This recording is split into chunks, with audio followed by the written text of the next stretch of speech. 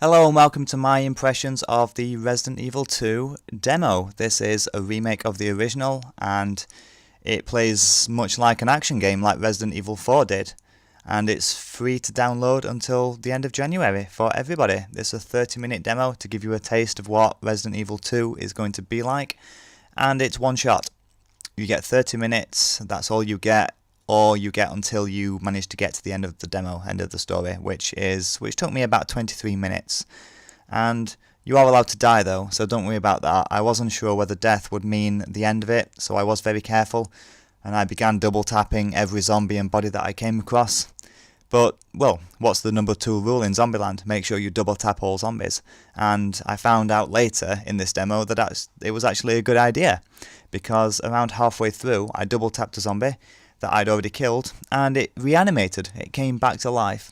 No doubt if I would have walked over that body it would have bitten my leg, and that was something I totally wasn't expecting. But even before I found that out, I was shooting dead bodies because this demo gave me the heebie-jeebies. And I liked that about it very much. It's probably the first zombie game in a long time that made me feel very tense. And I get the sense that if it's a good representation of the finished game, that this is a game that may make zombies scary again.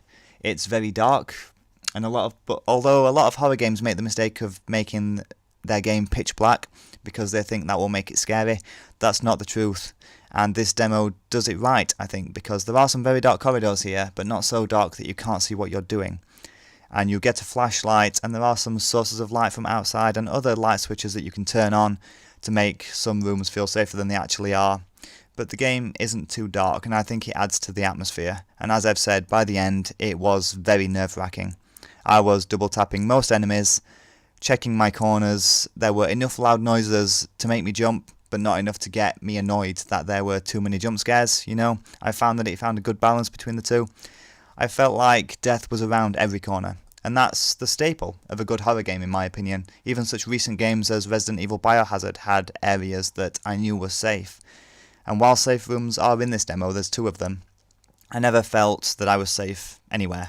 The blood and gore was something that surprised me here as well.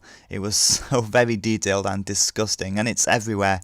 We've already seen a policeman get chopped in half and a zombie getting his head crushed underneath the door. There's lavishing bloodstains across the whole police station, on the walls and on the floors, and it all sets up and adds to the atmosphere again. I did play the original Resident Evil 2, and although it was scary, the controls were absolutely atrocious, and that kind of put me off finishing it. But it's not so here. Leon's movement is slower, but as a result it feels more responsive and fluid, and I felt like I had a good amount of control. And I feel that this remake is going to be worth playing because there is enough here to make the game feel familiar for seasoned players that really like Resident Evil 2. But I also think there's enough here for people to feel like they're playing a brand new game. There's a very good balance between the two, and I'm somewhere in between. I have played Resident Evil 2, so there were small parts of this game that felt familiar. The classic typewriter saving system and the item collection and combination mechanics and things like that. But again, I also think it does enough to feel like it's its own game. It's got its own identity. So I really do think this may be a game that's worth looking into when it releases next week. And I would say if you haven't already downloaded and played this demo, it's a good way to spend 30 minutes of your time. Not very much of the story is detailed in it. In fact, you get a much bigger picture from a cinematic trailer at the very end of the demo. But definitely give it a go, I would say. It's certainly made me look forward to this remake. Unfortunately, we don't have very long to wait, so that's good. I will be uploading a run-through of this demo that I played with no commentary for people who just want to walk through or that want to get sucked into the atmosphere, watch the whole thing from beginning to end, because it's pretty scary, and that will be up soon. And you can subscribe to get a notification of that and any other videos that I will be making for the future. But that's it for my impressions video today. Thanks everyone for watching, and I'll see you all next time.